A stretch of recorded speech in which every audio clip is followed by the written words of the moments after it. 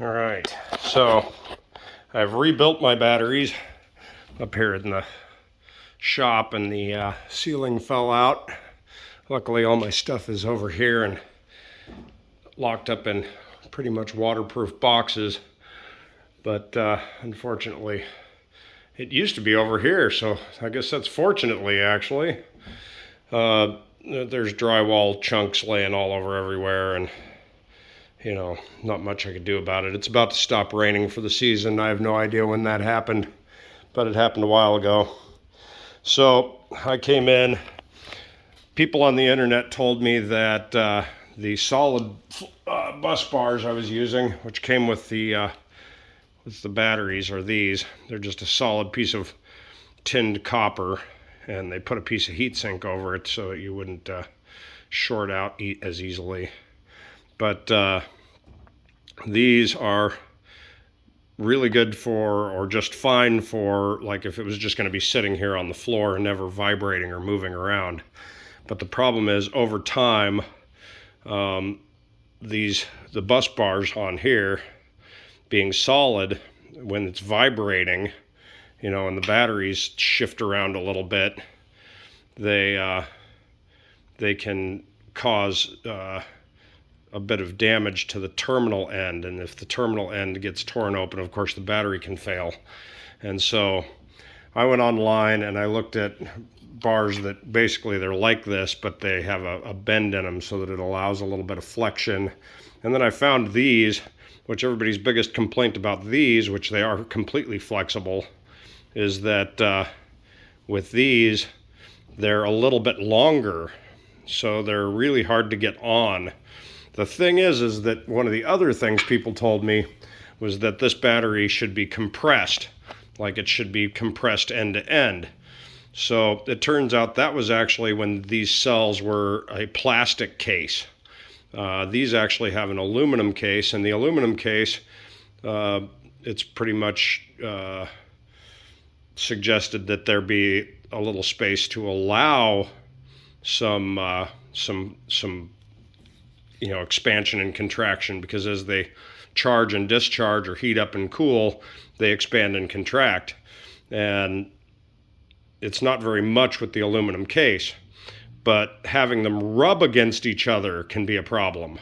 So what I did was I took them apart completely.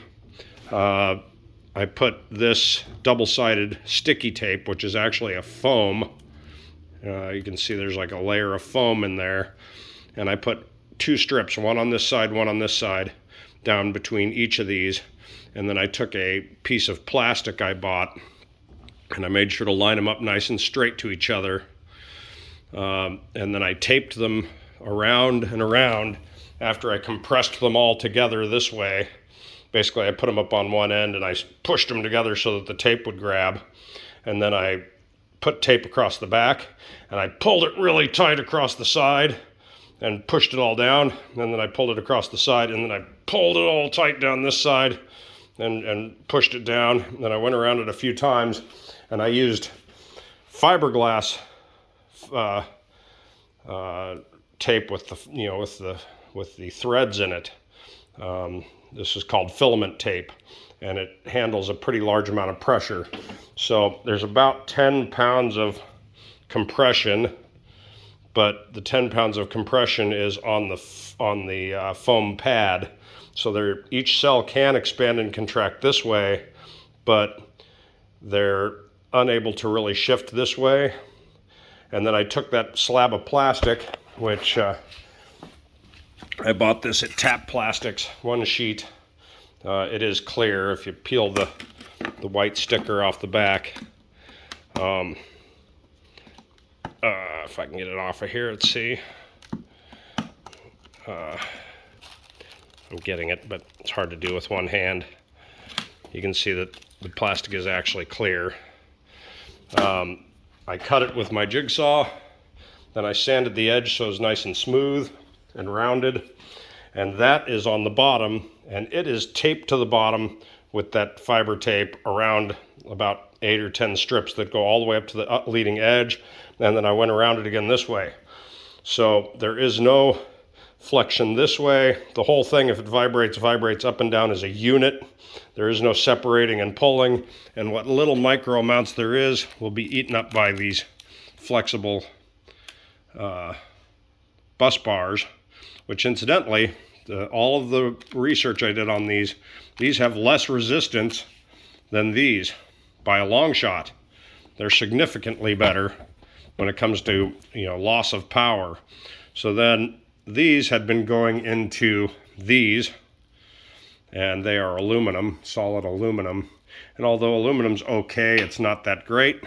So each one of those is now one of these on here, and it was compressed on there with a 5-pound hammer and this tool where you literally hammer down on the top of this and it compresses this down. So it is a mechanical fitting now. The only place that it's not is on these, and I might do those again later, I'm not sure. I don't think it really makes a heck of a lot of difference. But I threw a little bit of tape over the whole ball of wax, and then of course put my piece of foam over the top again, and now they can handle significantly higher amounts of vibration without worrying about them failing on me. For whatever reason, it's probably for making like 48-volt batteries or something. I got 7 of these. I had to order them from China. Nobody in the United States carried them, and they only came in packs of 7, and I only needed 6 for 2 batteries. So I also, of course, heat shrank the positives with red and the negatives with black. Unfortunately, these are significantly thicker, so I don't have lock nuts on any of them, but each of these has little locking teeth on the bottom, so hopefully that does help too. And that's about it. Successfully pulled off. Both batteries still work great. I'm about to put this one back on the charger.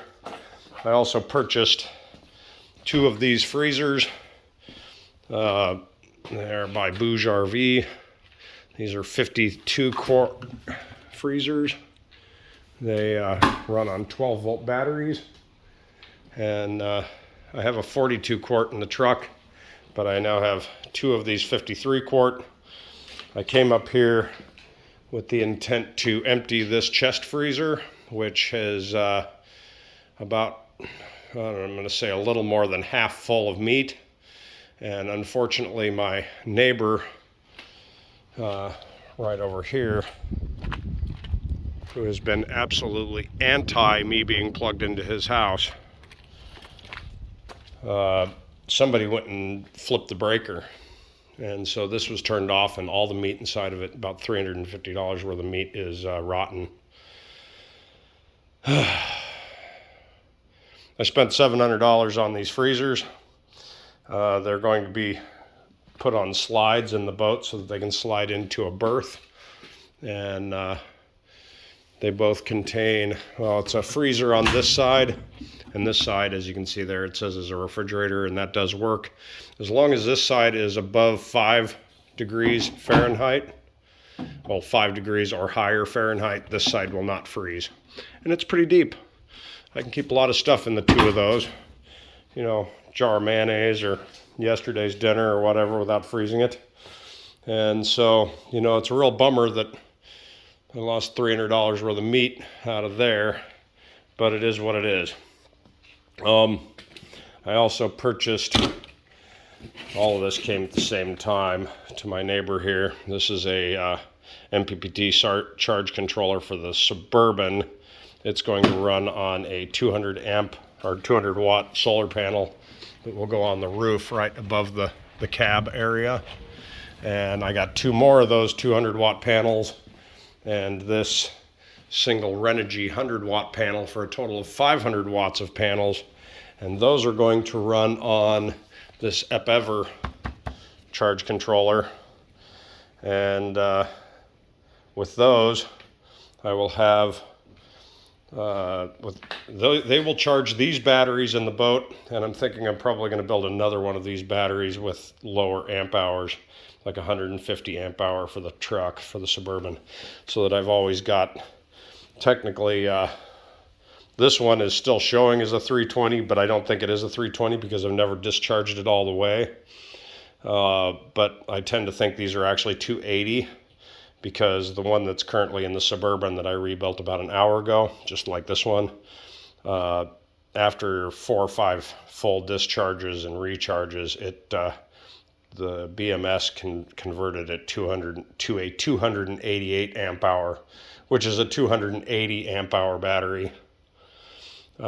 Most of them charge a few amp hours over their rated capacity, and they are the same form factor cell. So the cell is the exact same height, width, and length, so unfortunately it's 560 amp hours, not 640 amp hours, but that's okay. With 500 watts of solar, the two will be the equivalent to 14 deep cycle lead acid batteries instead of 16 deep cycle lead acid batteries, and that's fine. They're still Eve grade A batteries. They don't have any swelling, and there was no sign of them ever being used before I got them, so like scratches on the terminals. But bummer, I should have paid a little less if I got 280 amp hours. And there are mosquitoes just everywhere in here, by the way, driving me crazy. I brought my sails back up here because they were completely in the way. I am going to be installing my Chinese diesel heater in the boat sometime in the next week. I finally got this exhaust, which was impossible to find in the United States, but I bought this one out of Britain. The muffler is welded on. The pipe is welded on, and it came with a fiberglass sheathing that protects you from melting or heating anything up. These are made for Webasto heaters, which are the same thing as a Chinese diesel heater, except they're made in Britain, and instead of $200, they cost $1,000. They work exactly the same way. Although I believe the Webasto are more like a 3 to 9 kilowatt heater, whereas this one that I have is a 5 to 8, and 5 is a little bit small is a little bit big for the Suburban, unless it gets down below 45 Fahrenheit, and then I have to turn it on and off. In the boat, it should be fine. It should work great. But this exhaust will go from the Chinese diesel heater. I bought this glue right here, and this muffler glue will make sure that it is completely sealed so that the diesel exhaust does not enter the cabin. It'll go down that pipe, and it will go through this pipe, which will go through the hole at the back of the boat, and so it'll be sealed on here too, and that'll give me dry, clean heat out of the back of the sailboat, or inside the sailboat.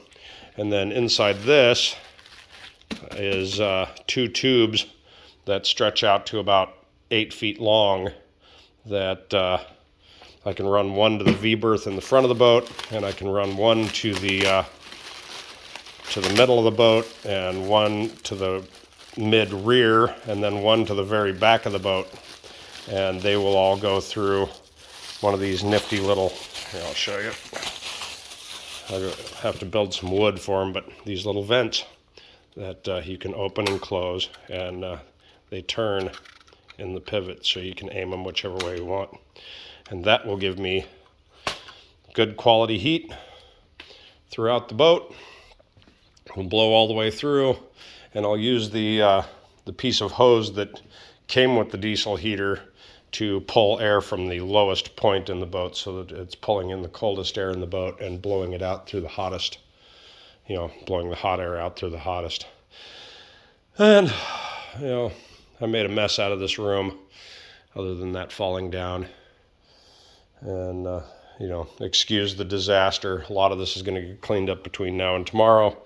I did turn this freezer back on. And tomorrow before I leave, I'm going to take all of this meat out and put it out for the vultures to consume out by the river. And that's what my landlord's son told me to do instead of leaving it here running. In here is a new bird cage that will fit in a different spot in the boat so that I can have I can build a closet and a dresser in the boat head out of wood. I'm also going to build a shoe rack underneath the navigation station so that I can get all my shoes out of the way on the floor. And I still need to buy an inverter, and I've found the inverter I want. It will allow me to plug outlets onto it so that I can just turn my outlets on and off from a remote sensor. And there's Angel getting some sun, and Ivy sitting in her bed. Yep. And my shoes that I stepped in the puddles all day yesterday, so they're soaking wet.